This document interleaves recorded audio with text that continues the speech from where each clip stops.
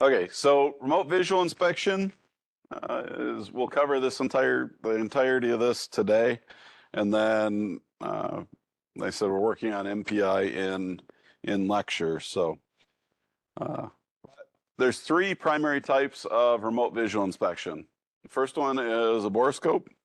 Second one we'll look at is a fiberscope, and the third one is a videoscope. So we'll look at all those here in just a sec. So the borescope. Borescopes, by definition, are typically rigid. Now, you'll often see the term borescope used to refer to these other kinds of scopes, fiberscopes and videoscopes, but official definition of a borescope is rigid. I got a few examples. They come in different sizes, but they can be various diameters, various lengths. They can use various methods to transmit light.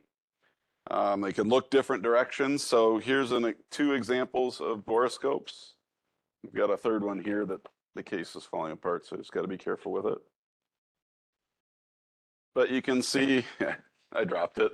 It broke. I got to glue it back together. But you can see here we've got different lengths. You know, these two, this one's slightly longer than the other and skinnier. You got this short, little, tiny, skinny one here, right? And these can use various methods for, well, ultimately with any of these scopes, is we want to transmit an image from somewhere where we can't easily access with the naked eye. And so they can fit inside of areas. So they're going to use various methods to transmit an image, transmit light to your eye. The most common ones, there's actually a third there, relay lenses, fiber optic. The other element that you'll see that I don't have listed is prisms. They'll have prisms in there which are similar in some ways to lenses. And then they're going to provide some kind of a light source in the area you're looking, because if you're going into an enclosed space, it's probably not going to be bright enough to see anything. And so they have the ability to light the space. And that can be done a couple different ways. There's three primary ways that's done. One is an external light source. That's what this scope and this scope use. That the light is transmitted via fiber optic cable. Another one is like this little teeny scope I have here. It actually has a little bulb in the end. So there's electrical wires running down the length of it along with the image transmission to this little teeny peanut bulb at the end. The third way, and in that same category, what you have on more modern ones is that bulb's been replaced with an LED instead of a bulb at the tip. So you can have that fiber optic, you can have the bulb at the tip, you can have an LED at the end, in what's called the distal end. And so just to show you how some of these work, so this one, this little tiny, and this is old, this is the electrical cable for it. These electrical wires just hooked up to a battery. It plugged in here. The body of this serves as the ground, and then you have a positive contact coming out the end, and it would send power up the little bulb. For the ones that use, and then that one uses lenses and mirrors to relay the image up to the eyepiece over here. The other type then are the ones that use fiber optics, and that's what I have an example of here. This one also, this little one, the skinny one, also uses a fiber optic cable and a light source, external light source. The light source for this one right here is this blue light source. And then when we get into fiber scopes, we also have one that uses an external light source as well. And so these are connected. So for example, here, this little port, there's a port on the side, that is the light source input. So I connect my fiber optic cable there. I connect the other end of the fiber optic cable into my light source. And this does have an eye cup. If they have an eye cup, it's handy to use. And this light source uses a halogen bulb like a projector would have had before LED became common. And you can see it's quite bright. And if you look at the end, it's actually not as bright as it'll go. If I go full brightness, it looks something like that. Okay? And they have the ability where we can adjust the amount of light that's coming out on the end. There's a shutter you can open and close inside the light source here. And the reason we have that is when you're looking at different materials, or in different cases, you may need more or less light. Too much light can be just as bad as not enough light, especially if you're looking at like a shiny silver surface. You don't want that light reflecting back directly into your eye. And then you put this up to your eye and you look through it and you can see an image. And there is what's called a diopter ring here that allows you to, it's not a focus in the sense of this has a fixed focal length. This is to adjust the eyepiece to your specific eye. So some people that wear glasses, depending on whether you're nearsighted or farsighted, you may be able to use this without glasses by adjusting this. Others, you may have to figure out how to work with your glasses depending on how much correction you need. Don't wear glasses, like that. So with these halogen sources, halogen bulbs do not like being turned on and off a lot. They like to get warm and stay warm. They like to be cool and stay cool. They don't like to get warm and cold. I have seen old projectors where when you turn them off, they have a cool down period, okay? Or they won't turn back on right away. These don't have that built into them. It's up to you to try to help me preserve the life of the bulbs. So like right now I've turned this on. I'm actually going to leave it on for a few minutes and let it get fully up to temperature before I shut it off. Once I shut it off, I'd want to let it cool for about 5 minutes, 5 to 10 minutes before I try turning it back on again. Okay, so while we're doing inspections, if you're using this, if you just have to set it down for a few minutes, don't turn the light off every time you set it down. If you have one that uses LED on the end, it's not a big deal, right? LEDs can be turned on and off. So this one works that way. To disconnect this, you can disconnect, it's not going to hurt it. Grab the collar and just pull. You can see the light coming out the end of the cable there. Okay, same thing here. You just pull the metal part out, slide it in, okay? When you're using the smaller one, just to demonstrate how that works, it's UXR. Now this one, I've had students, you'll see I have a label on here, it says do not pull cable. If you look carefully at the jacket, you'll see it's been pulled back out of the metal piece because students said we're pulling it by the cable. These are designed to lock in, and so the longer end on here slides in, okay? Doesn't go in very far. To get it out, pull it out by the metal ring, not by the cable body. And then the other end of this one, I'm not going to plug this in or turn it on, but the other end snaps on here. This one is getting a little worn out. Sometimes it doesn't like this. It may slide off a little bit easily. It's just kind of a little locking ring that's been on and off, but it will work. Okay. Now the scopes themselves can have different views. So these scopes, this one looks up at roughly a 90-degree angle. This one looks straight ahead, the bigger one. This one does have a cool feature. It's got this sleeve that can go on. And now instead of looking straight ahead, it looks up at 90 degrees or sideways or down, that kind of thing. So you got a couple things you can use to kind of look different directions. And scopes are characterized by the direction they view, as well as what's called field of view we'll look at, and then the lighting source and that kind of thing. Okay. So those are borescopes. We don't really use this little one. It's been dropped a few times. The optics don't work in it. It's more just to kind of show you what's been out there. Again, it's obviously fairly old school since it came in a wood case and, and has a bakelite. And if you know what bakelite is, it's like the first plastic out there. So this thing's probably from the 1960s or somewhere around that era. But it's just kind of interesting one to see. So those are borescopes being rigid. Okay. Our next type of scope that we're going to look at are fiber scopes. And fiber scopes are given the name because they're flexible. They use fiber for image transmission. So with a borescope, some borescopes, rigid body, can use fiber. Most of them use mirrors or lenses because it actually provides a better image. But the fiber scope is what I have in this case right here. And anything that's fiber-based, whether it's these, you can see there's a metal jacket on this one. Fiber optics are prone to damage. You can break the fibers, and then you aren't able to transmit light or an image.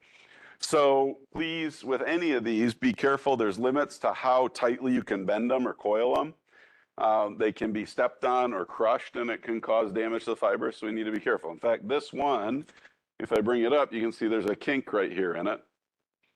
What it was is it was strapped in with one of these Velcro things, and someone pulled on it.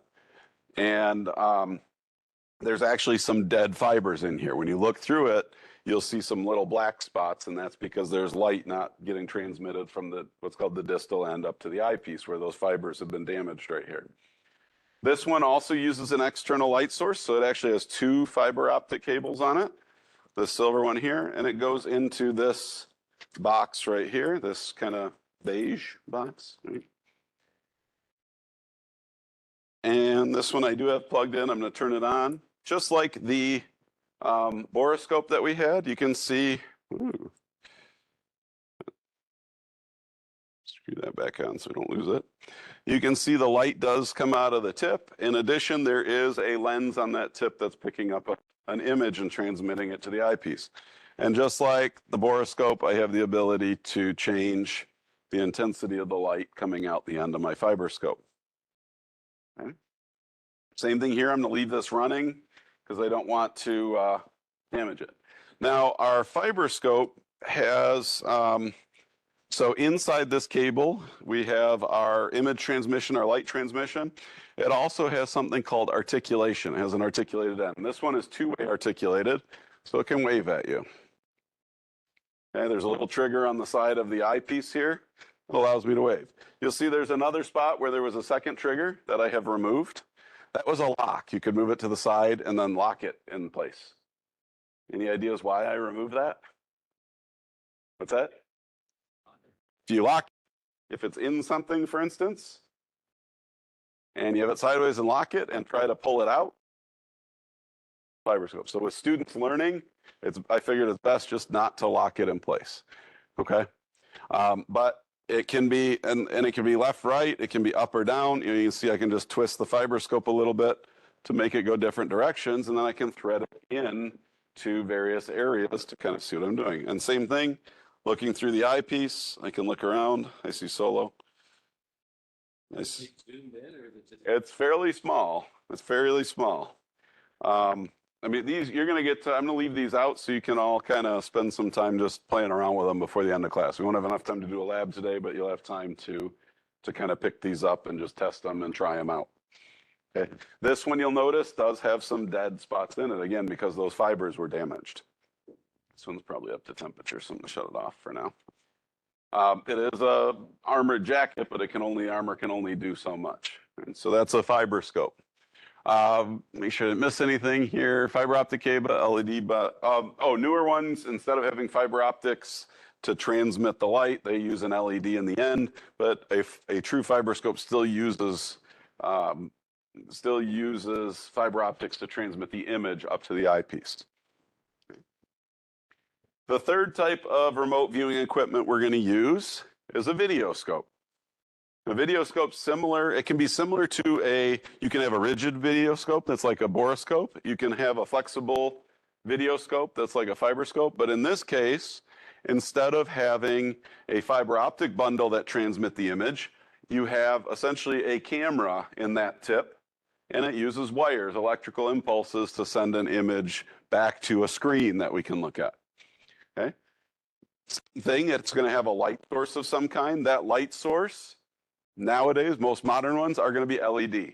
But there were some early videoscopes that used like these halogen setups with a fiber to run the light.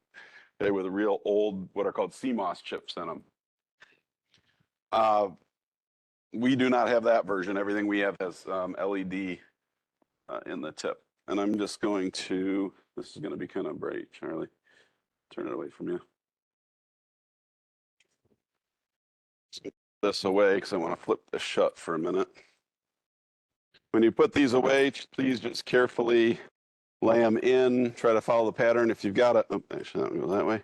If you've got a question about how they go back in the box, please ask so they don't get damaged.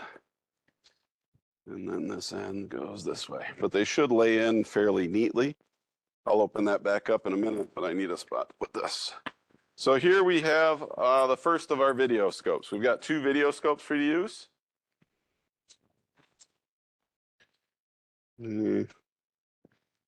You grab that case. You just set it on here. Thanks. So here is the first videoscope. Now this is an industrial videoscope. So this is one that you're going to see at an organization. These are, it's made by Olympus, and it's their what they call iPlex, and they make several different iPlex video scopes. But this is one where the cost of something new, the modern version of it, can be anywhere from $10,000 to $60,000. And now the reason for that is it's waterproof, it is explosion rated, it is industrial tested where it's got, you know, certainly it can be calibrated. There's the ones that can do measurement, some can do measurement, can be calibrated. But you'll see I've got some consumer grade ones that you can use too. Image-wise, it's very similar. It's just that the other one we have, you couldn't use in like a fuel vapor setting because it's not explosion rated. So officially, you can't use it in that kind of a setting. Whereas this can be used somewhere where you have like an explosive atmosphere. Okay.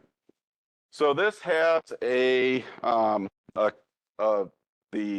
basically a screen, which is kind of the main body of the scope.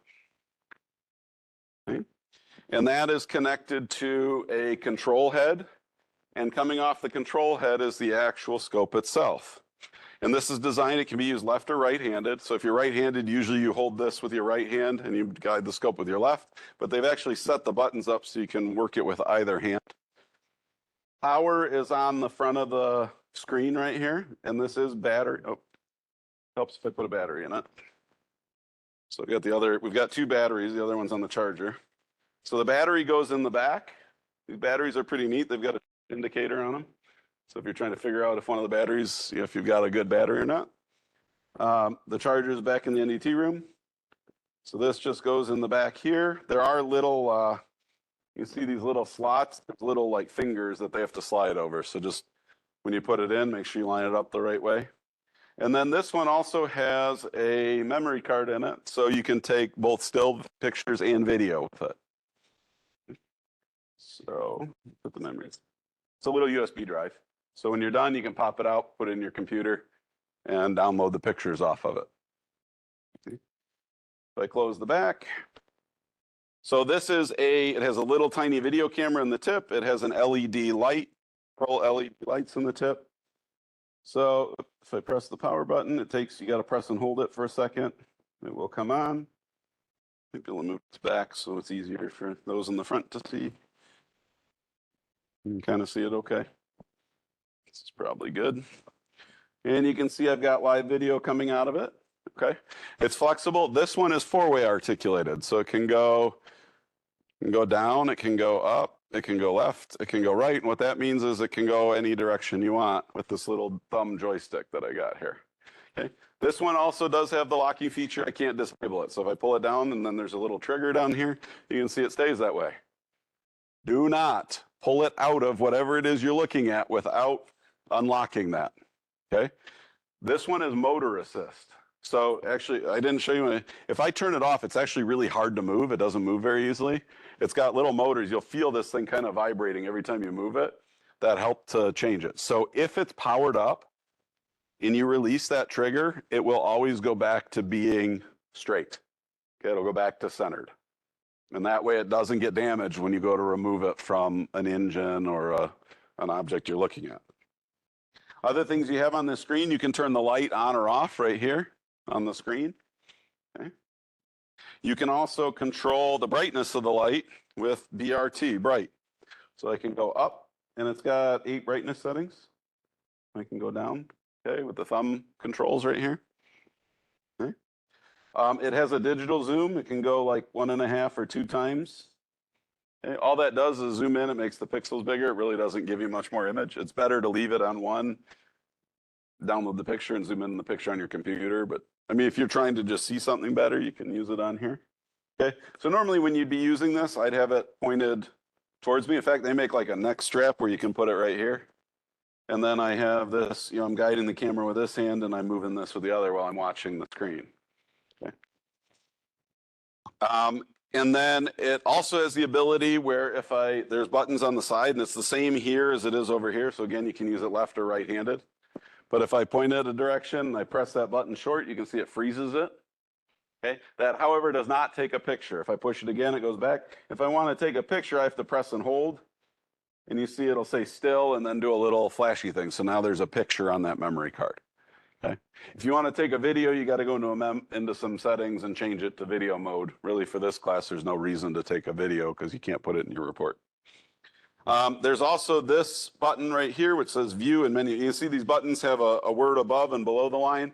Above the line, or like freeze and rec, is short press is the top function, long press is the bottom function. Rec, record, take a picture. So if I hit that once, you see it'll go in and show me the picture that I just took. And if I had more than one picture, I do have more than one picture. Apparently, they were playing around with it the other day. You just go through the pictures by scrolling up and down with the brightness button or the zoom button. Again, whether you're doing it left or right-handed. I press that again, I go back into my view mode. If I need to make a setting adjustment, I can press and hold, and it brings up the menus, and then you just use the brightness or the zoom button to move up and down, and then you short press that view menu button to select something. So like here, if I want to erase the memory card, I can format that and it'll clear everything off the memory card. Okay. See the 11th. Okay. There's some other stuff you can do. The print screen one, don't do much. White balance. If the color gets screwed up, you can turn beeping on and off, or it would beep every time you move it. So you can actually title, name files and stuff, but again, you don't have to do most of that if you are, for this class. Really the thing, take your pictures, pull the memory card, Okay. To shut it off, you press and hold the power button again. Come on. And it'll power down for you. Okay. To put this away, there's actually a bit of a technique to it. First thing you're going to do, take this control head, set it in here, and put the camera away. So carefully wind this around the circle here that says main unit. Okay, main unit's this, but it sits on top of it. Now for the screen, it also has to coil up. If you try to coil this, just coil it up, it's not going to want to sit in there nicely. You have to like spin the screen once for each coil you put around there. Once it's done, there's a little notch here. It goes through, pull the kickstand all the way back, and it sets down right on top of the camera portion. Okay. I've got a second battery for it. The charger, they're both in the room right now charging. The other battery's charging, but there is a second battery. I always try to keep it charged so that if this one runs out, you can swap in the middle of lab. So if you have a battery that dies, make sure we get it on the charger. So we don't have a plug to plug this thing in when you're using it. It will only run on battery. Okay. A couple other things that are in here. You can see there's different pieces of aluminum tubing in here. These are handy when you have a fiber scope or a video scope. Oh, I put it away. I'll just open this one back up. When you have a fiber scope or a video scope, sometimes you need to access something further back, but obviously with the flexible scope, it's going to want to hang down, right? So these tubes are in here so that you can thread your scope through and kind of use it as a borescope almost. Okay, or a rigid video scope. Make sure though, if you are on either of these, that you're past this little ring right here. This is the articulating part here, and on the video scope, the you can see the band right here above. This is your articulating section. So make sure you don't have that inside of there when you try to move it. We also have some tubes, like if you need to look around a corner or something, you can slide it through a bent tube. In fact, if you get it in there right, you can look back towards yourself, right? So, and you can actually buy like Pratt & Whitney, GE, if you're doing engine borescopes, they actually will sell a kit of pre-bent tubes to access certain areas. Like here's the tube to go into, say, a fuel nozzle hole to look at the combustion case, or a different shaped tube to look at the turbine inlet, or to look at a certain compressor stage. So they have borescope kits that include pre-bent tubes. If you want to make up a tube, you're welcome to. We just got to be careful how tight of a bend it is, and also make sure the tube doesn't collapse down. You don't want to force it through. And same thing, when you go to remove the scopes from the tubes, make sure that the articulated tip is straight. We just got 2 additional borescopes, and these are more of a kind of a consumer level, but they're going to be kind of fun to play with. And these are a video scope. They have this kind of semi-rigid cable on them, so you can bend them into shape. They are two-way articulated as well, and they go almost 180 degrees.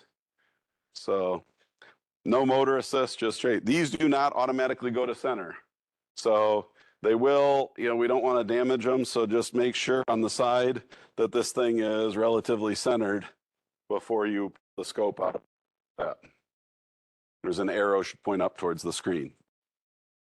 When we turn these on,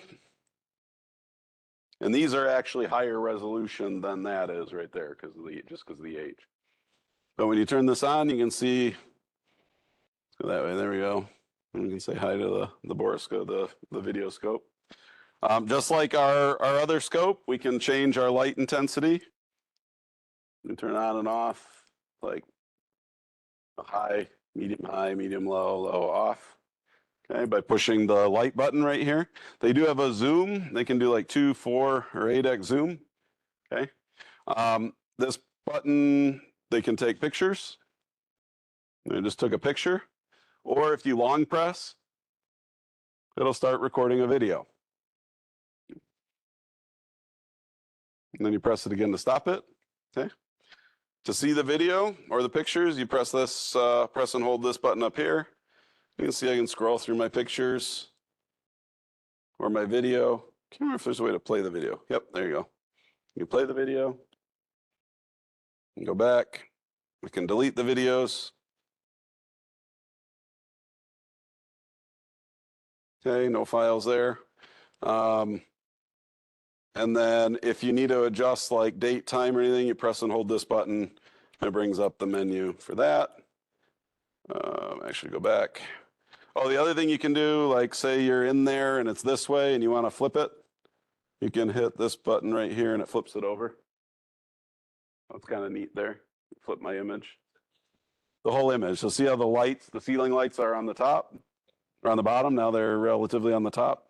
You're going to see ceiling lights. And flip the image over right here. There you go, see upside down, right side up. Okay. And then it's got that articulation. So we've got 2 of these now that you guys can play around with and try out. This one, you just it's got a USB-C cable. I've got a bunch of them that you can use to plug it in, and it just downloads like a digital camera to your computer. Yeah. This was like $130. So, yeah. So yes, it's some kind, it's not anything particularly fancy, but it's just something to have some more scopes to play with and more video scopes and, low barrier to entry, which, for home use or to have just a personal one in your toolbox, kind of handy. We'll see how they last. Like I said, this is the first time we've had them. I got 2 for this class. Nate got 2 for overhaul. You might see them in your overhaul class or other engine classes. So when you're done, the one thing I don't like about these is here's a storage case for one. You'll see that the video head does not fit in the storage case. I might make some kind of new storage device. So to remove the video head, turn this little thing to the unlock position, and they're kind of touchy to slide off. You can charge them and download pictures with just this. You don't have to have the whole thing together when you hook it up to your computer. Okay, so there's those that you can try out. I've got the other one charging here. Okay, so those are video scopes. Those are LED in the tip, wires transmit it. These ones, I'm guessing these are a CCD chip, charge couple device. I think that's a CMOS chip, but I can't remember exactly, but converts light to that.